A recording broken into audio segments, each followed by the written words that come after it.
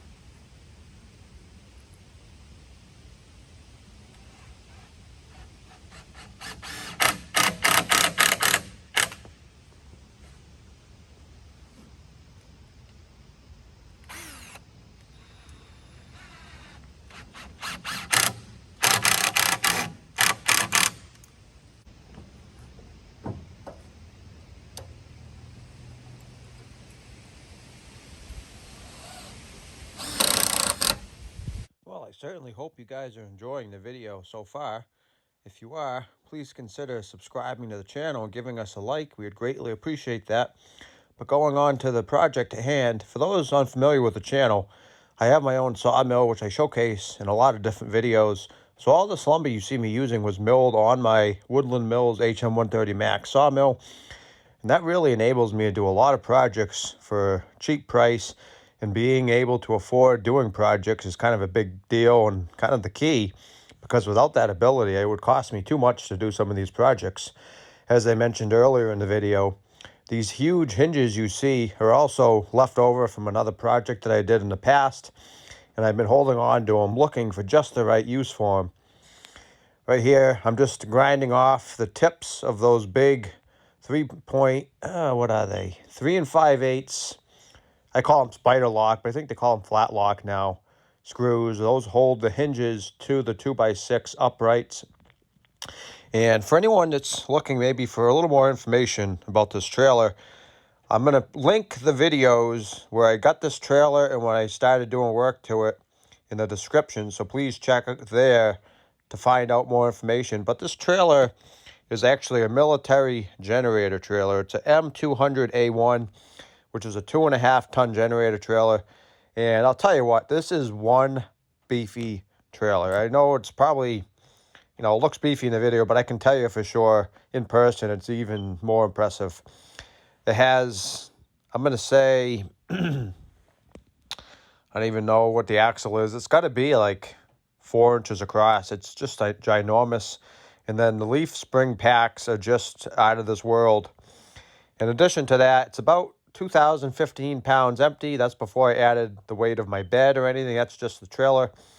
And then it has a 2.5-ton or 5,000-pound payload, but I think that's a very, very conservative number. I think you could realistically put 7,000 or 8,000 pounds in this trailer and probably get minimal sag or deflection in those leaf springs. So it's also got 10R 22.5 tires, which are about a 40-inch tall tire.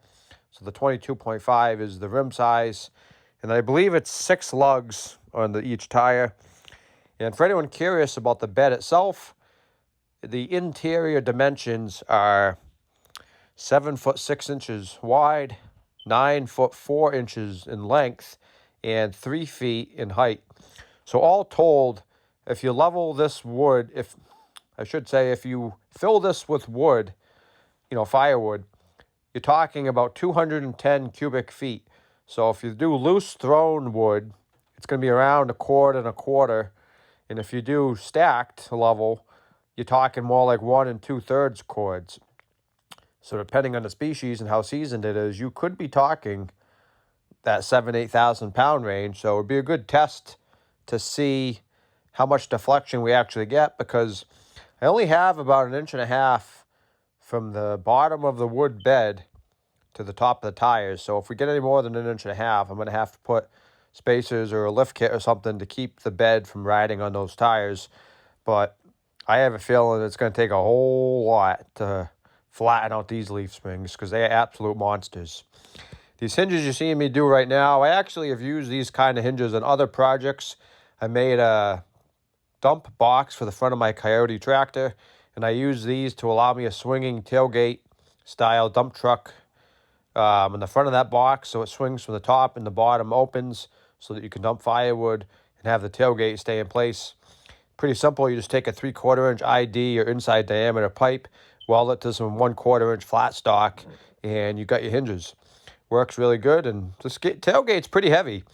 I actually got this steel mesh, or expanded metal, I believe was what it's called, on Facebook Marketplace. It was actually in my town, only maybe 5 minutes up the road, which it was a really good deal. It's actually heavier duty than I need.